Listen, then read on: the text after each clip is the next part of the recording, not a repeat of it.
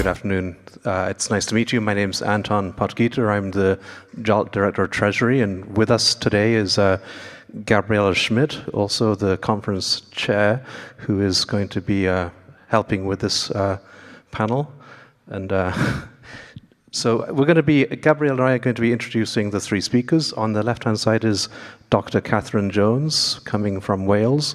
She's the director of the Welsh Centre of Language Planning, which is called IAITH in Welsh. It's an easy word to say. Most of the Welsh words are hard to say. And Gabriela, do you want to introduce? Yes. So we have Matthew Cotter from Hokkaido, Hokusei Gakuen University. And so she's Welsh. She's on Maori and on Ainu, both. And here we have Sachiyo Fujita-Round from Daito Bunka University, and she's a specialist on Ryukyuan languages. Okay, so you can see on the screen there is a QR code, and this will be for the question and answer session. So please scan that, and it should open up a Google Doc, and we'll read the questions. There's going to be, I guess, each panelist is going to make a presentation of about 8 to 10 minutes long, so there should be about maybe 25 to 30 minutes remaining for asking questions, and then we'll be checking the questions on the Google form. But yeah, I think we're going to start off with Dr. Jones, who's going to be speaking first. And do you want to speak up here? Or?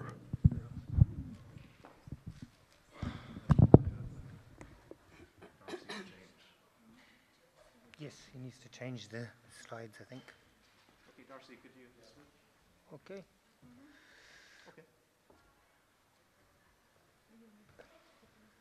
Pressing to view. Pressing to view. One. Okay, I think we're ready to go. Iawn, diolch yn fawr iawn i chi gyd am croeso. Mae'n hyfryd cael bod yma. Dwi wrth fy modd bod fi wedi cael fy ngwahodd yma I siarad am yr hyn sy'n digwydd yng Nghymru o ran cynllunio iaith. Thank you ever so much for the invitation to come to this conference. I feel really honoured to be here, so I'm looking forward to this session. I'm here to talk about language revitalisation in Wales, and you'll see from the title here that I'm going to focus on three main features, I think, of language revitalisation, which are protest, promotion and regulation. So that's what I'm going to look at. Just for those of you who aren't familiar, then the Welsh that I speak and that is spoken in Wales today is the modern version of the language of the Britons, who used to occupy most of the island of Great Britain 3,000 years ago, until the Anglos and the Saxons arrived. And so that Welsh now is, due to all kinds of battles between the English and the Welsh, then Wales is confined to the area that you see coloured in purple there. Now, Great Britain was formed or the United Kingdom was formed with the uniting of Wales and England. And that first happened in 1536. And this is the point. Up until 1536, then Wales had its own system of law, and Welsh was the main language of the country, of the kingdom. But the Act of Union banned the use of Welsh from public office. And this is the first, or the beginning, if you like, of the loss of status and the marginalisation of Welsh. And then what you have then later in 1847 is when you had an inspection of schools in Wales, a decision made by the English Parliament at the time to ban the use of Welsh in schools due to people not knowing enough English. And so Welsh became outlawed in schools, and children were punished for speaking Welsh at the end of the 19th century. Now, if you look at a map of roughly that time, in 1891, you'll see that even though Welsh had become outlawed and punished, and a language to be punished for speaking in school, then it was still predominantly a Welsh-speaking area, Wales. And so the map you see here shows that the green areas had over 80% of Welsh speakers in those areas. Now, if you look at this graph, this shows you the way in which the numbers of Welsh speakers declined rapidly in the 20th century, from 1 million speakers nearly at the turn of the century to a lot lower. But you'll notice that there's basically a sharp decrease and then a sort of a stabilizing in most recent years, and that's due to the revitalization efforts. But you'll also notice that if you look at the maps of Wales now over the last, well, the 4 decennial censuses between 1961 and 1991, that area that's in black is also showing the area where you had 80% or higher percentage of Welsh speakers. And you can see how then what you have is a situation of a real sharp fall in the number of speakers, but also an erosion of communities where the percentage of speakers was high. And this is what led to a realization of the need to do something to revitalize the language. And this is when the area of time of protest, although it was beginning in the early 1920s, it really becomes something that's happening in the 1950s onwards. During the 1950s, it was action taken by individuals. So Eileen and her husband Trevor Beasley, they refused to pay their council tax because the council tax bill was only in English, because all bureaucracy was in English at that point. And it's a similar kind of somebody taking action, direct action, like Rosa Parks did in 1955 by not giving up her seat to a white passenger on the bus. And just as Rosa Parks is seen as the mother of the movement in America for civil rights, then Eileen Beasley was seen as the woman who paved the way for what became direct action protests in Wales. So what you then had also in the 1950s, in 1952, the establishment of RHAG, Rhieni dros addysg Gymraeg, which is Parents for Welsh Medium Education, because at this time, in the 1950s, there were no Welsh medium schools.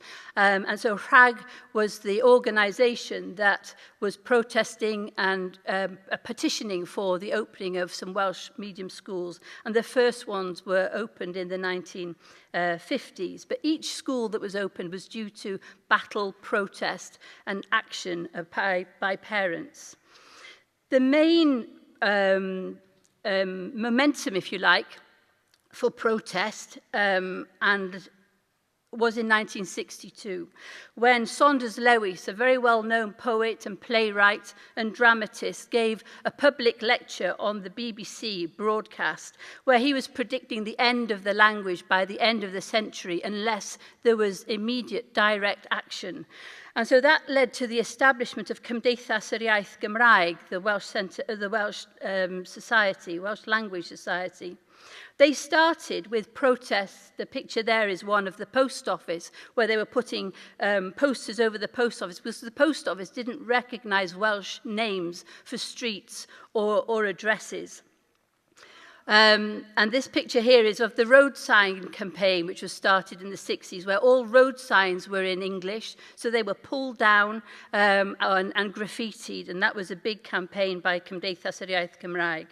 Cymdeithas yr Iaith see themselves as being a society of people that operate in a non-violent way for Welsh and communities in Wales as part of international revolution for rights and freedom. And that they were very much influenced by what was happening in the United States with the civil rights movement, and in other places, also aware of what was happening, starting to happen with Māori later on as well in the 1960s. But what you should know is that protests still happen. So Cymdeithas yr Iaith are still busy.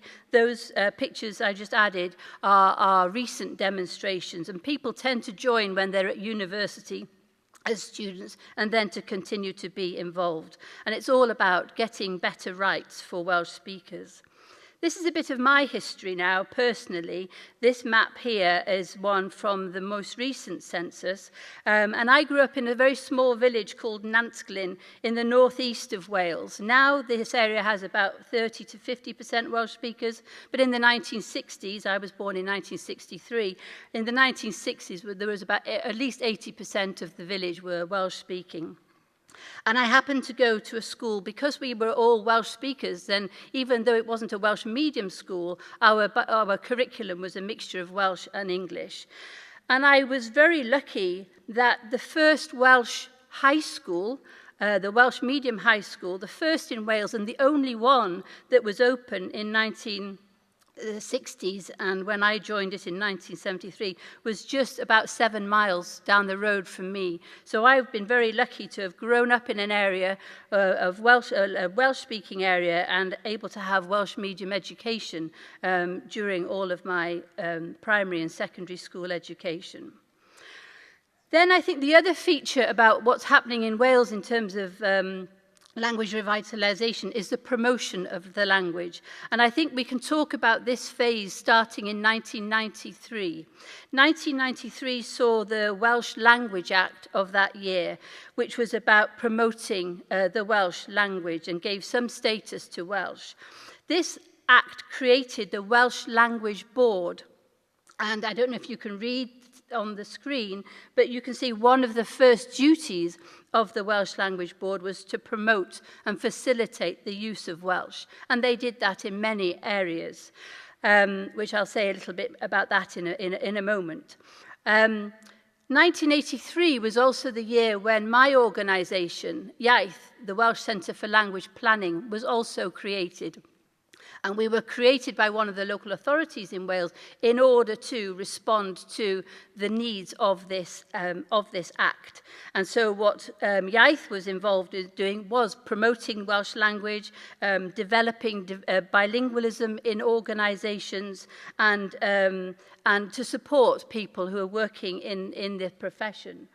In our early, and then the other part of my story is that I joined IAITH in 1999, first as somebody who was responsible for research, and then later I became the director of the organisation in 2016. So I've been working in this area as well for 26 years of my life. So yes, it's been quite a part of me, you could say.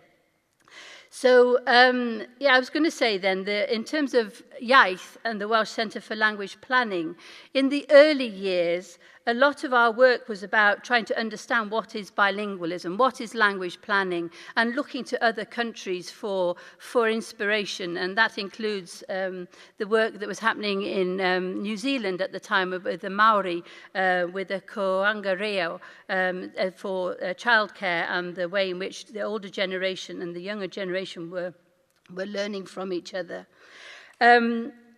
I would like to just point out about language awareness training. That was a really big part of our work, partly to do with explaining why and persuading why people should promote the use of Welsh and start to use Welsh in the workplace. And it was addressing both the prejudice of people who are not Welsh speakers about the importance of Welsh, because otherwise the attitude will, well, they speak English anyway, why should we have to provide a Welsh service for patients in hospital, etc. But for Welsh speakers, it was about that internalised lack of confidence, that internalised inferiority that comes from having your language banished and not allowed. So that was a really important part of our work, which is actually, although we still do this kind of training, it's not, we don't have to persuade people why, but it's more about how to make a difference. Another big project that we were involved in, which was supported by the Welsh Language Board, was promoting Welsh language transmission within families, and that was happening across Wales. And in this promotion phase, the 1990s and the early 2000s, then promoting of Welsh play school and preschool provision happened. There was a lot of promoting of Welsh in the community with the establishment of Mentra IAITH across Wales. And the EAITH, although it was in place as an organisation for young people since the 1920s, it also had funding to continue and extend its work. So the final phase I want to talk about is regulation, and that came about really from 1998 onwards, which is when we had some limited devolution in Wales. So the picture here is the picture of the Welsh Parliament. And what you see with regulation, and what I mean by regulation, is laws that were introduced and that have been introduced by the Welsh Parliament to strengthen the position of Welsh. So, for example, Mesur y Gymraeg, the Welsh language measure of 2011, this was the first piece of legislation produced by the Welsh Assembly government.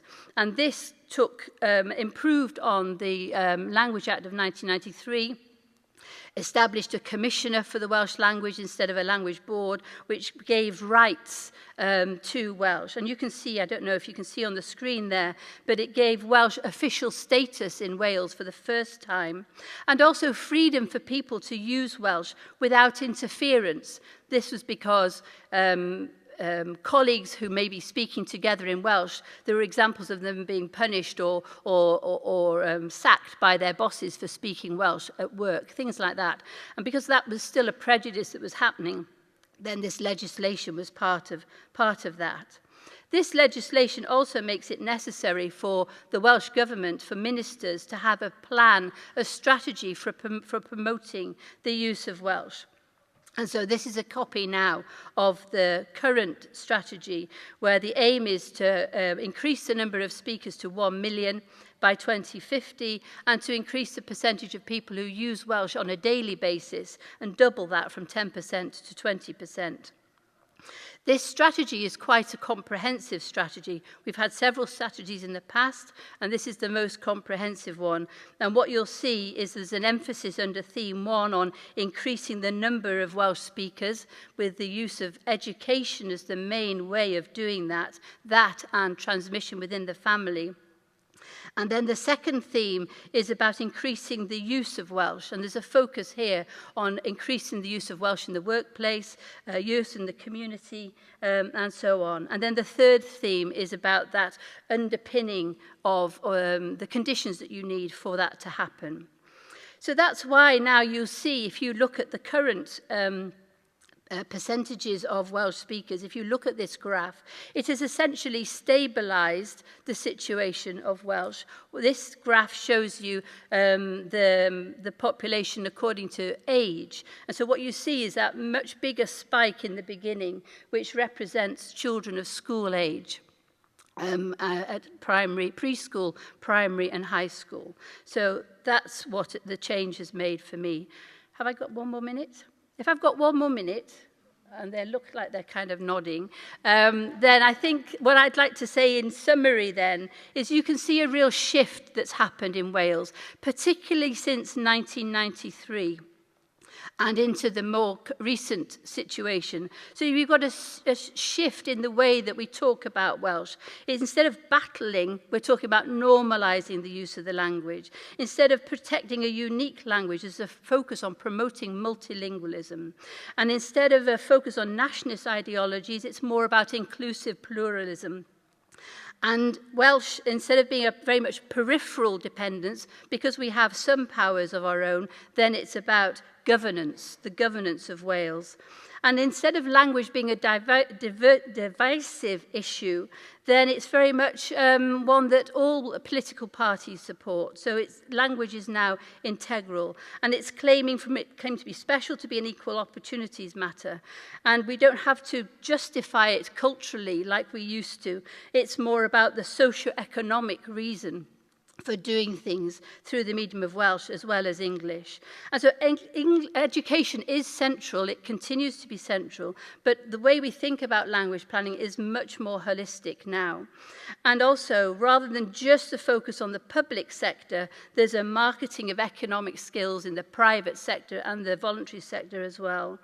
And very much before now, there used to be always reactive policy. it's much more intentional planning with these strategies that last for 25 years and more. So yes, we've gone more from, although we still have protest very regularly and we still have promotion, we now have regulation as well, so that it's very much a holistic thing. Felly, diolch yn fawr iawn I chi, a dyna fi. Diolch yn fawr iawn.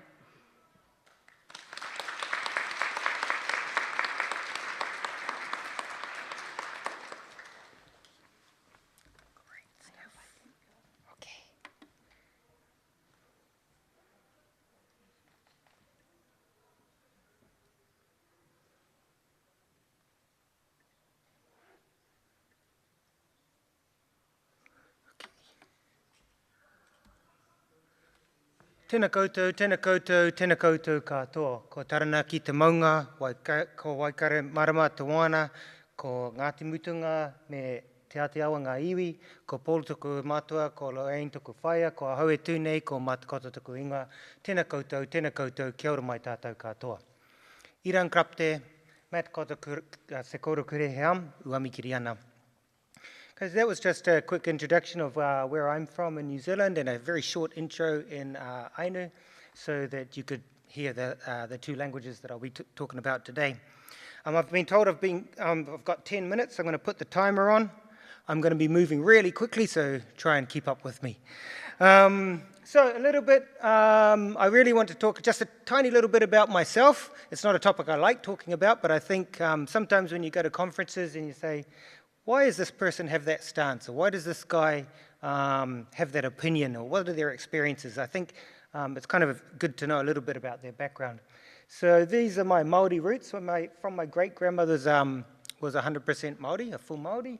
My grandmother a half, my father a quarter, and I'm an eighth Māori.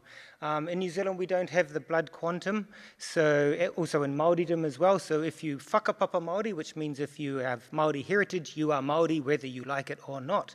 But you can choose whether to identify with Māori, as Māori, and I choose to identify as Māori. I was brought up in the very south of New Zealand, very far away from my Māori roots, which are in the North Island. Also, my father didn't have the language or the culture, which we'll talk about why in a moment. So I was brought up Pākehā, which is a Māori word for being not Māori. So I didn't have the language or the culture either. Also, in from my primary school, there was little focus put on anything Māori. There was only one or two other Māori in my class.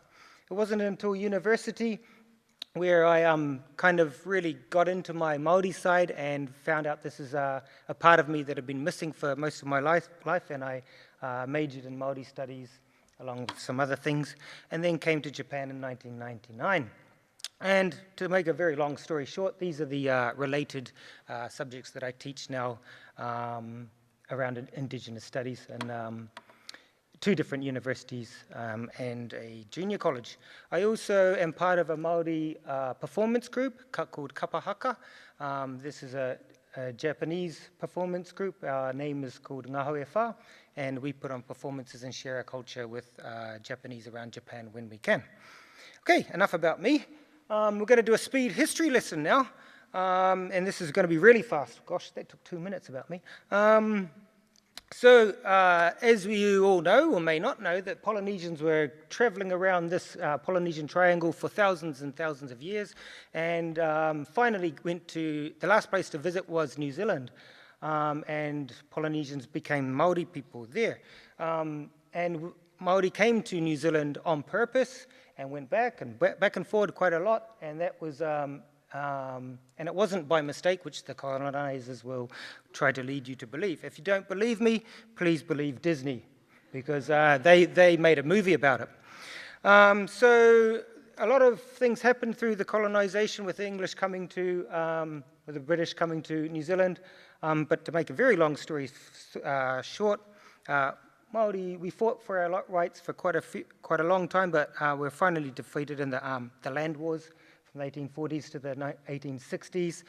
Because of those land wars, any tribe, any iwi or any tribe that fought against the government, all of the men were incarcerated, all of the land was confiscated, so Māori were pretty much became homeless and displaced from their cultural roots. urbanization occurred, and that's when assimilation and integration really started in earnest.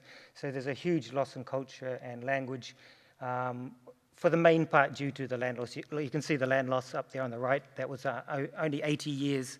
All of those red parts had kind of disappeared. But we came back in 1972, similar to the Welsh. We protested. There was a language march, and it still took 10 years before we could establish kohanga reo, which are our Māori immersion kindergartens. So the idea behind this was that with Māori immersion kindergartens at the grassroots level, children would learn Māori as their native language, and with that would come the culture and all the other cultural ethos of Māoridom. But there was a problem. When the children went home to their families, English was spoken in the house. So to combat that, two Māori educators, Ngoi Pewhairangi and Kathryn Matarina, they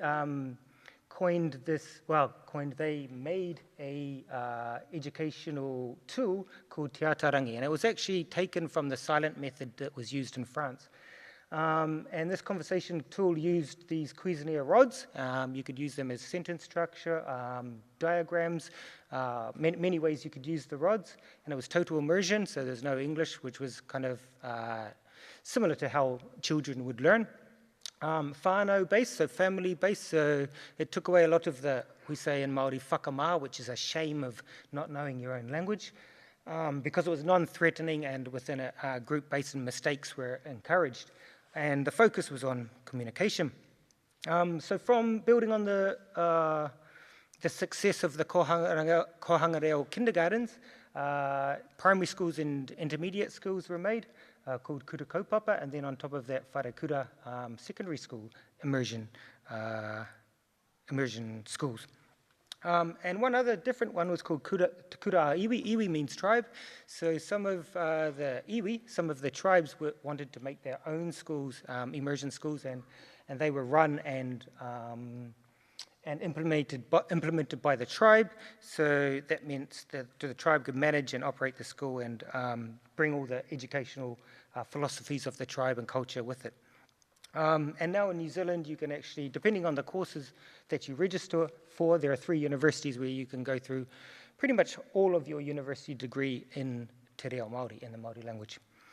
Around the world, there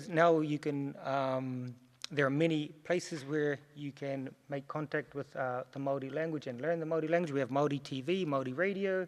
There are apps to learn Māori. That's myself and my daughter on the right there. Very cute, right? Put up your hands if it's cute. Thank you. You all get bonus points. And Facebook groups, etc. And you'll be happy to know that my primary school that didn't focus on Māori now has its own bilingual unit and is really concentrating on Māori culture and have their own Māori performance group as well. So, Ainu in Hokkaido, how did they fare? Pretty much the same. I can go through this quite quickly because the timeline's almost the same as Māori, and what happened is very, very much the same too. Ripped of because of colonization for Wajin up into Hokkaido, they were ripped of their culture, even way of life. They were banned to hunt, banned to fish. Okay, so we live by hunting and fishing. How are we meant to live? We break the law, you have to break the law to live, basically. Assimilation and integration. I think most of you know a lot about this, but culture and language was lost. Ooh, got about 3 minutes. Ainu language is now a critically endangered language. UNESCO has stated that. Ainu language revival efforts largely revolved around this amazing man, Shigeru Kayano. If you don't know about him, please look him up. He's written over 100 books. A lot of them are translated into English. Wonderful stories he has. And he tried to set up, similar to kohanga reo, tried to set up immersion kindergartens in Hokkaido, but the government's response to that was that language education in a nursery school is not allowed. So he kind of did it on the quiet, and he set up quite a few kindergartens around Hokkaido. Unfortunately, some of them have discontinued. We have Ainu radio, Ainu language radio, and also in the 1990s, Ainu started being taught in some community centres and, of course, in universities. From 2000 onwards, there's been a lot more impetus put into Ainu picture books. If you go into Amazon, you'll find a lot of Ainu picture books, textbooks too, that can be used in school if the teachers want to use them in school. My daughter came home with a textbook one day and said, "Hey, you're into Ainu, do you want to use this?" And I said, "Yeah, that's great, where'd you get that from?" "Oh, I got it from my teacher." "Oh, you're not using it?" "No, we're not using it." So they got given these books not to use in class.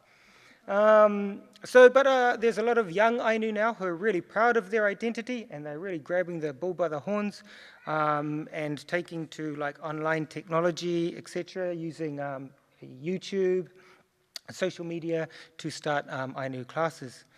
How does this all equate with mixing up with Māori? Well, actually, this teacher, Ainu language teacher, Kenji Sekine, about 10 years ago through an exchange program to New Zealand, he took part in a Te Atarangi class, and he thought, I can take this back to Hokkaido. So he took it back to Hokkaido, and through the efforts of some professors here in Japan as well, some Māori educators were brought over to help teach the method to Ainu language educators, and now it's quite a primary focus of the Ainu language teaching in Nibutani, Biratori, and Hokkaido. And because of Corona, one good thing that came out of COVID is we've brought that online. So there's an Ainu Te Atarangi class online now on Zoom every Tuesday nights. I'm a member of this class. And Kenji adapted it for being online, and he checked back with New Zealand educators, and they said, that's a great job, yeah, and they started using it as well. Also, one part that I helped out with was putting a lot of the content onto an LMS. We use Moodle, so the videos from Zoom can be put onto Moodle, and the learners from the class can go back and self-access them when they would like, and also some gamification with quizzes and vocabulary things as well. And finally, we in Hokkaido, Ainu kind of, I don't know what the word is, but received this gift of this methodology, the Te Atarangi methodology for teaching language. So one way that we could gift something back to Māori was we, in New Zealand, my iwi, my tribes and the surrounding tribes did not have this platform, so we took that function back, and we helped set up, maybe many of you know Adam Jenkins. Adam Jenkins and I went to New Zealand, and we helped set up Moodle for my tribe and surrounding tribes, and it's now a very important part of the Māori language learning strategy in my area.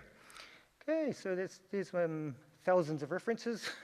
You probably can't see them. And the last plug is for, there's a Ainu Thanksgiving performance in Tokyo on November 15th, which my Māori performance group will be performing at, also a group from Taiwan. And the proceeds from that go to building an Ainu cultural space in Tokyo for Ainu people who have been displaced from Hokkaido. Sono rei kire, ngā mihi nui ki a koutou katoa.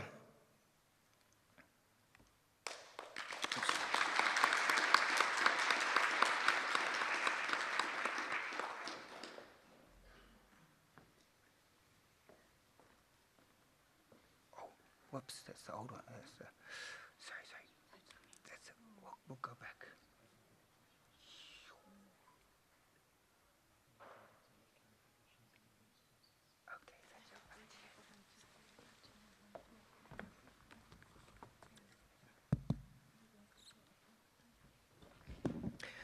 Pada uramana bana ya Fujita-Round と都語について今都でご挨拶しましたが、I am Sachiyo Fujita-Round, affiliated with Daito Bunka University and also Asian branch of international NGO Lingapax Asia. And today I am going to now talk about mostly Southern Ryukyuan languages. I am not like Kathryn or Matt, and I am not from Okinawa. And so in this case and I am talking about from the researcher's point of view, and I would like to revitalize those Southern Ryukyuan languages. So if you have come up with any idea in case of, my situation, then I do appreciate if you can get contact with me. My address is Fujita-Round@gmail.com. Okay. So today's title is Language Revitalization in Southern Ryukyus. What is language revitalization? And after we've been to Wales and, of course, New Zealand, and now we come back to Japan, where you are. And also, today, I want you to bring back a question from me that how can you associate your language teaching to the other endangered languages in Japan? Since JALT, and I am teaching English language, and like many of you at Japanese language Japanese university, but I often think that how, as a language teacher and also a researcher, and I can contribute to the other part of the language teaching in Japan. So I would like to explore and then also inform you about some sort of historical development of endangered languages. So, and language revitalization, very briefly, according to the Baker and Wright, and it says effort to avoid languages becoming dormant, involving language policy and with interventions to stop or reverse the decline of a language. And in sociolinguistics, endangered language is one of the very important issues. And if you can see these 4 dimensions of what McKay and Hornberger suggested that, and well, obviously the endangered language is involved with language and society, and diglossia, language attitudes, and so on, as you can see in this diagram.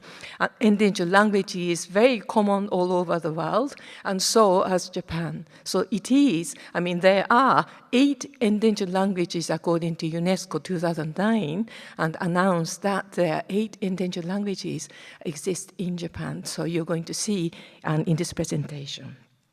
So what is endangered language? And if you ask yourself that this is Miyako and Miyako Island of Okinawa Prefecture, and there are still some people living on fishing. So fishing bonitos and selling them and make their own living by this. So this is a style of way of life which is totally different from Tokyo, of course, or from as a language teacher. And there are some bilinguals, and like new speakers, and who are mostly new speakers now in Miyako Island, possible potential bilinguals, and passive bilinguals. They are mostly 50 to maybe 70 years old, I would say, and fluent speakers, fluent in both Miyako and Japanese languages, and they are above 80 years old, which means when the people are coming to the age 80, 90s, 100, they are going to take away their language to the heaven. That's what the island people say. So this is very crucial, and that's why it is called endangered languages. Okay, so this is brief history of endangered languages in Japan. And why endangered? The context of 21st century multilingualism in Japan mirrored 20th century and modernization. Japanese modernization dates back to the Meiji era. The Japanese government adopted a Hyojungo policy for the nation, and for the implementation of this policy, a centralist approach of standardization was applied. This language standardization and the language policy in Japan was concomitant with imperialism. You can see the language tag in the photograph.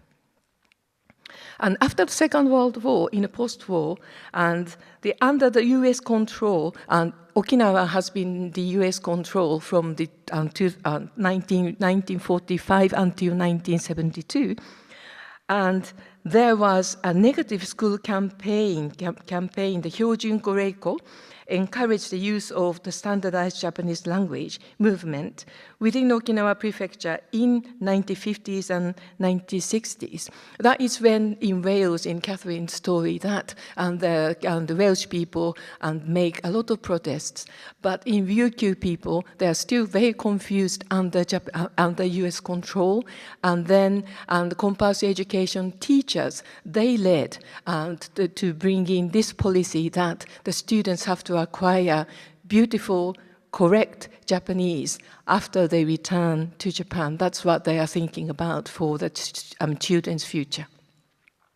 So that was enforced to assimilate the students to use, making sure that to use the Japanese language even at home. So that was mostly 1960s when suddenly or the home, every family stopped using the language their language at home instead, and all these, particularly the parents started to speak in Japanese to their children.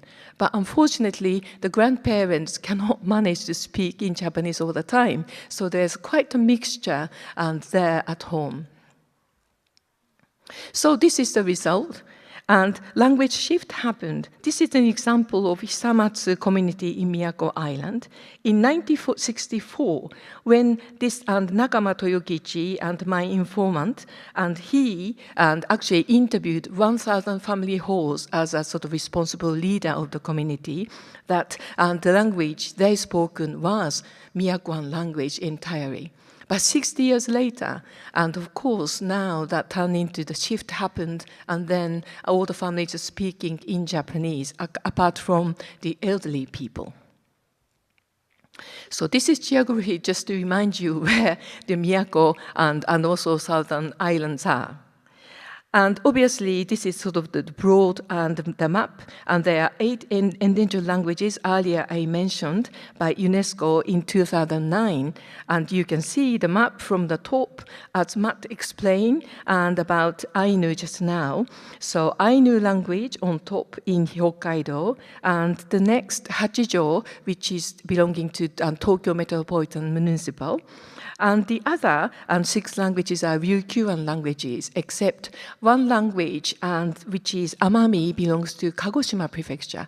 So altogether, there are 5 languages and are belonging to the Okinawa Prefecture. And then I'm discussing about the Southern Ryukyuan languages, which is Miyakoan, Yayaman, and Dunan language today.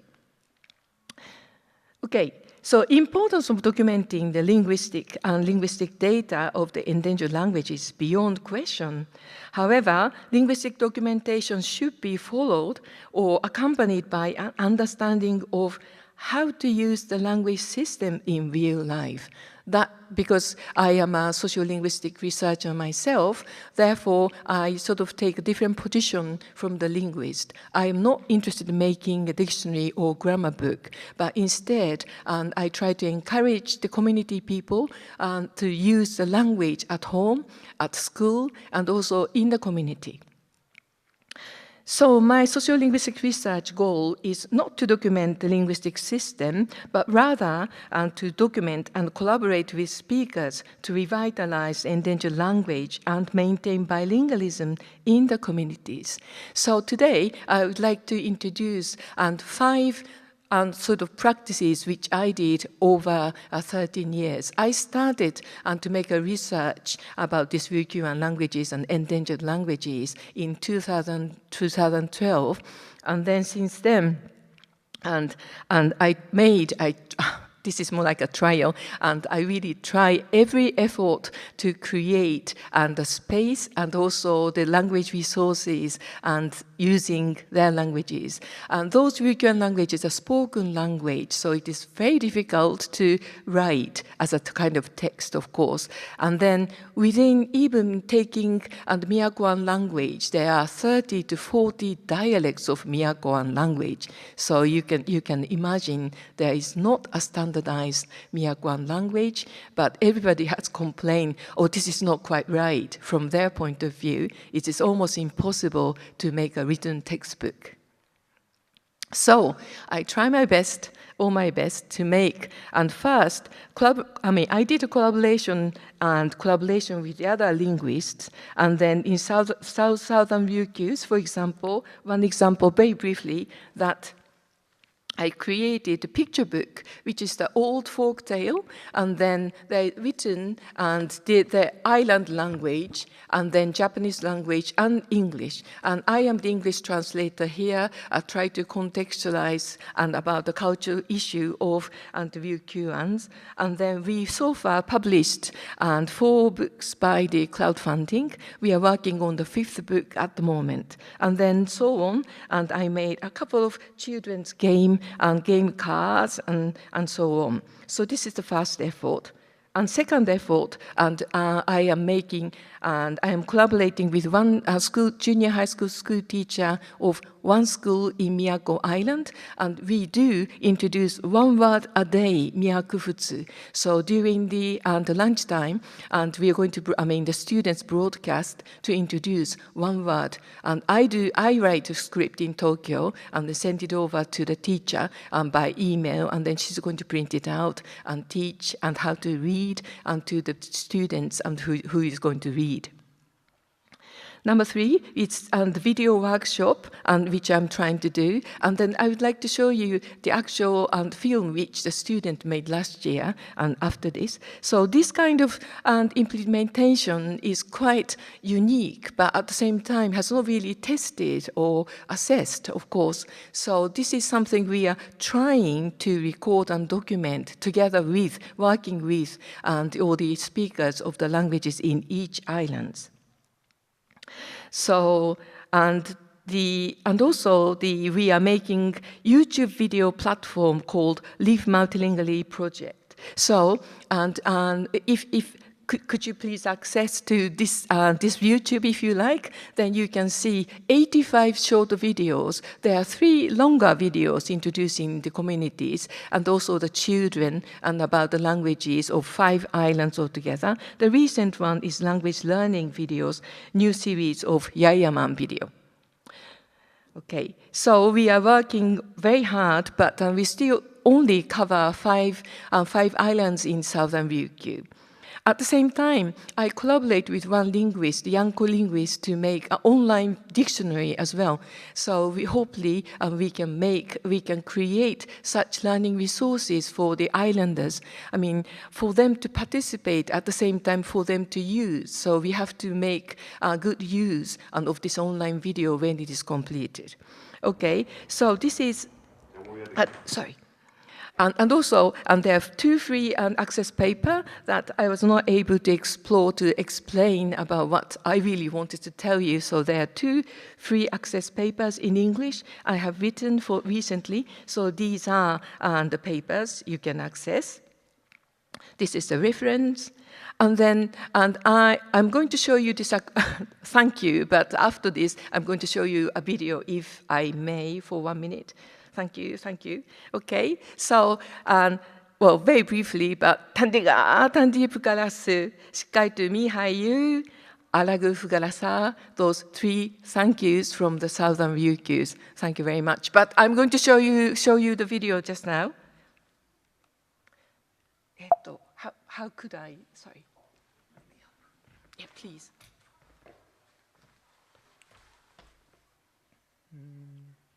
Where is it? Down here, right?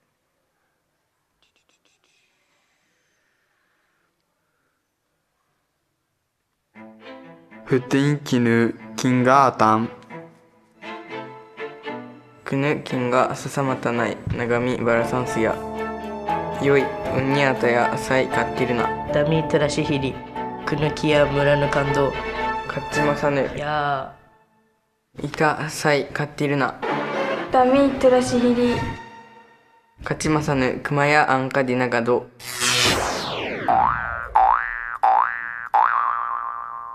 Aka abutayu. Anuya kunukinu kirimunu. Tandi kunuki sai kattindia ishihinna. Kattin kyan. Anuya ma kunuki saindia iranu.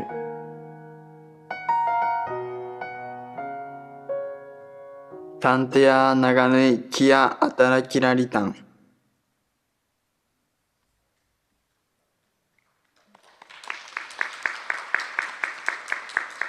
Thank you very much.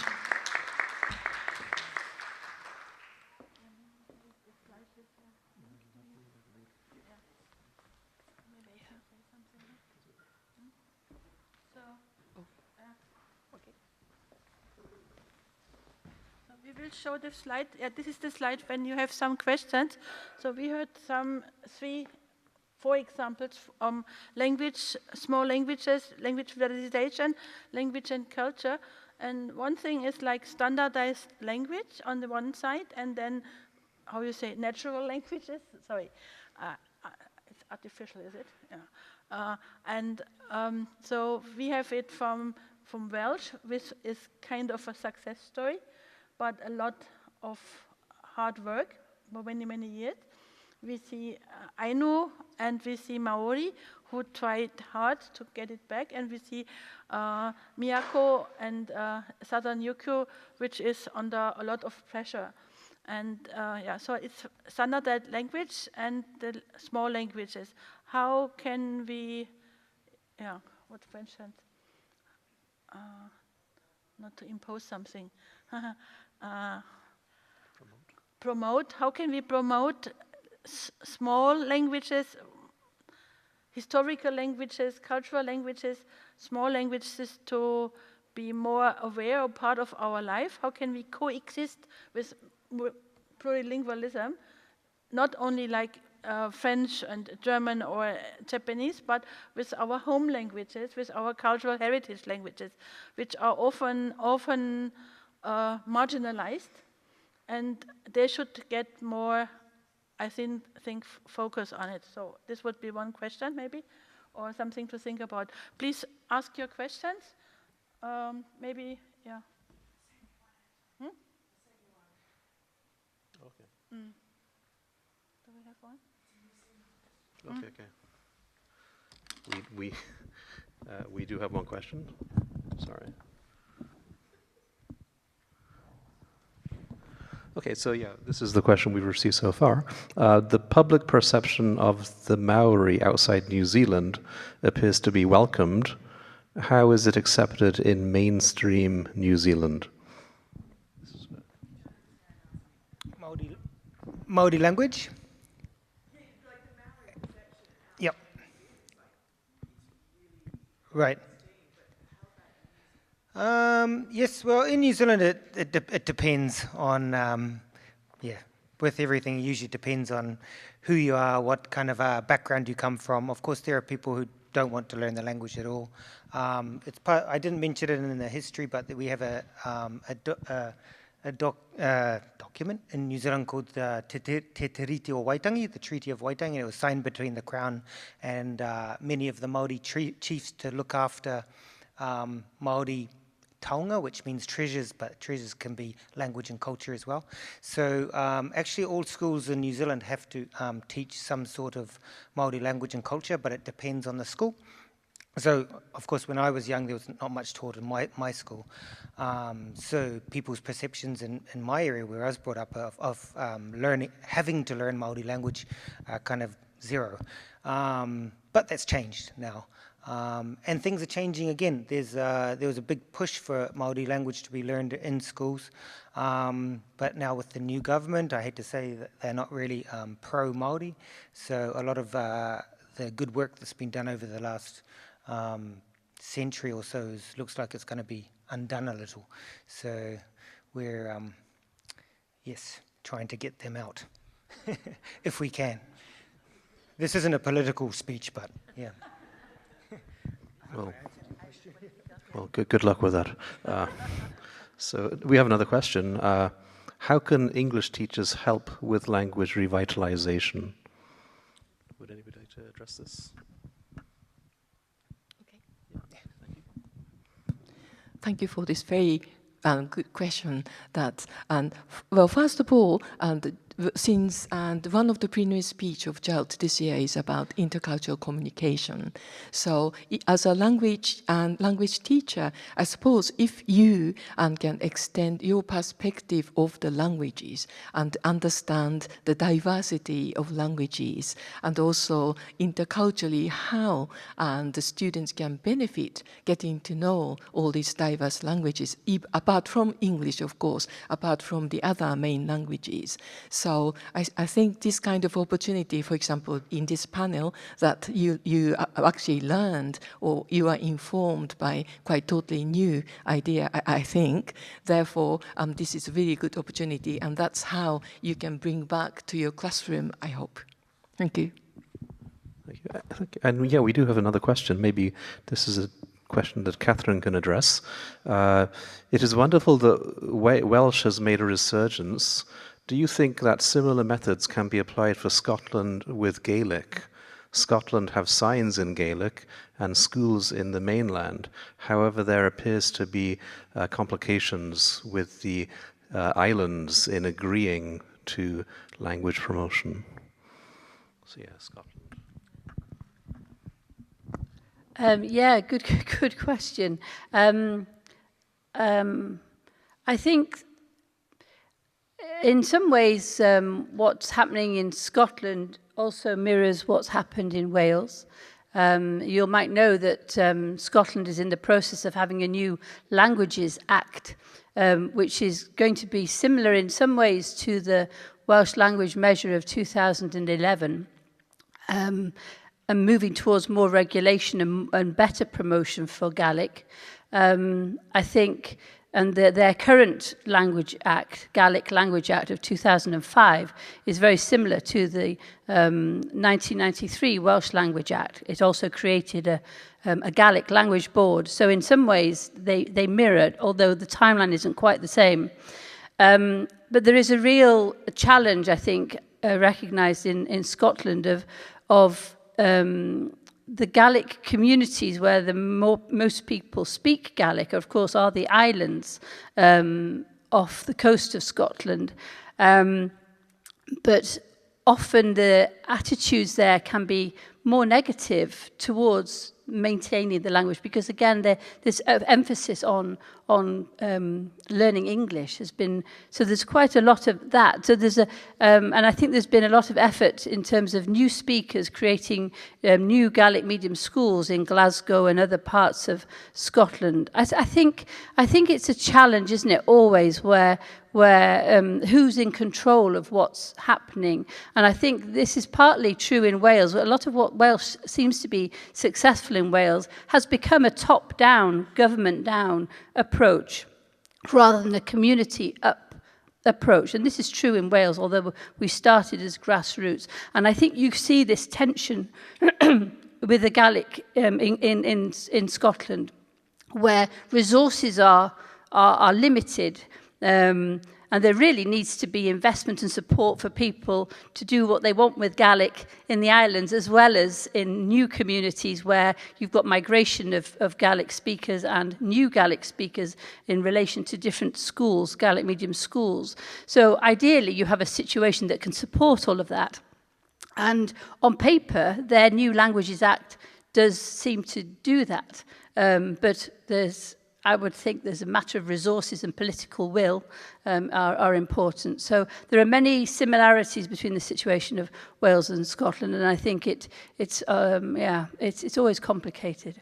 But I think what Wales has as an advantage is that there's a history of Welsh being spoken across the whole of Wales, whereas there are pockets of Scotland where it's harder for people. Some people think that Gaelic isn't relevant to them, whereas that's not so true for us in Wales. And also, I think the advantage in Wales compared to Scotland is we have cross-party political support, apart from maybe Reform. If they get any stronghold on politics in Wales, then that might be more of a challenge. But otherwise, it's cross-party support, which I think is more problematic in Scotland. Quickly, we have a couple more questions. It's okay to go over? Yeah, you're the boss. Okay, thank you. So, yeah, two more questions. So this is about for Sachiyo. So official recognition of an endangered language seems to play a very important role in the revitalization. What is the stance of Japanese officials towards the Ryukyu languages in this respect? Well, thank you for your question. I mean, that's something which I really want to talk about, but within that such limited amount of time, I was not able to. But first, Japanese government, they don't really recognize those endangered languages, but only the agency and the Bunka-cho can recognize to do a kind of event. But however, Okinawa Prefecture, they have got a little center. It's not as sort of well-balanced as IAITH in Wales, but still more like a small center which try to promote and also try to make the resources. But the problem is this centers and the director is linguist. He doesn't have any idea about education at all. Language education, particularly, as you are quite familiar too. So, which means they're spending the money on quite different things, which is not very sort of beneficial, the actual, the leading up to the actual practices in a classroom. So in this sense, there will be, we need to make awareness and also we have to protest, perhaps like in 1960s in Wales, perhaps, and to the government. And also, definitely the policy is quite essential. So first of all, we and some sociolinguists, we are making some sort of statements to the Okinawa prefecture level. So we are keep trying to ask them to make a policy by the Okinawa and prefecture. But having said that, Okinawa prefecture doesn't look at Southern Ryukyu. They are all concentrated on Okinawan language, which is the largest speakers, of course. So Miyako and Yaeyaman is such only 3% of the whole Okinawa prefecture is not paid attention. So this kind of imbalance is something could be corrected. And then as a language and education, we really need to think about this language, revite more practical and we can use in a classroom. That is something which we are sought for, and I'm trying, and then I'm making some collaboration with the other linguists, but again, the linguists research are not really understanding the education. So that is something which I am struggling and with only a couple of other researchers. Thank you for your question. Thank you. And yeah, one last quick question. This is for Kathryn. How is Welsh perceived by young people in Wales? Quite positively, really. I think, it's not really, there's no real age, difference. There's a very vibrant culture, particularly, at all ages. I think where you can get tension in Wales is where it'll be the parents who decided to send a child to the Welsh medium school. And if that child experienced anything in a negative way, and I think we are starting to see some like what you might call fracturing within, because Welsh is really important if you're going to work in the public sector. It's very important if you're going to work in the public-facing jobs. But I'm aware, for example, of a study that was looking at young teenage boys in Cardiff and people who became a mechanic or some kind of more labour type jobs where there was no Welsh language policy, there wasn't really as much need for them to use Welsh, then they were feeling that they had learnt Welsh without a purpose. So I think that's we're almost reaping the problems of what's been quite successful by realising that it's actually much more complicated. And so we've really seen a shift in Wales from what was the situation where it was your working class, uneducated, unaspiring people that were still the Welsh speakers. It's shifted to become a language which, unless you live in an area where, like I do, where everybody most, ordinary people of all kinds speak Welsh. In places where there are fewer Welsh speakers, then the ones who are Welsh speakers can often be perceived as being ones who are more socially mobile or economically mobile. So I think when you ask, is it popular amongst young people? I think it is, but you can see some tensions in some areas with some kids. But generally speaking, then I think Welsh is perceived as being a good thing by most people.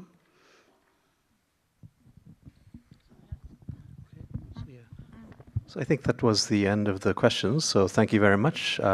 Again, thank you, Dr. Kathryn. Yeah, thank you to the speakers, Kathryn, Matthew, Sachiyo. Yeah, so thank you very much for coming and for listening to this talk. I think, I'm a historical linguist, and I think every language matters. And I thought maybe sometimes you think about a CLIL class. Maybe you can study languages. Language and culture is a good topic, and you can ask questions about their own heritage, something like this. So thank you very much. Thank you for Anton and our speakers.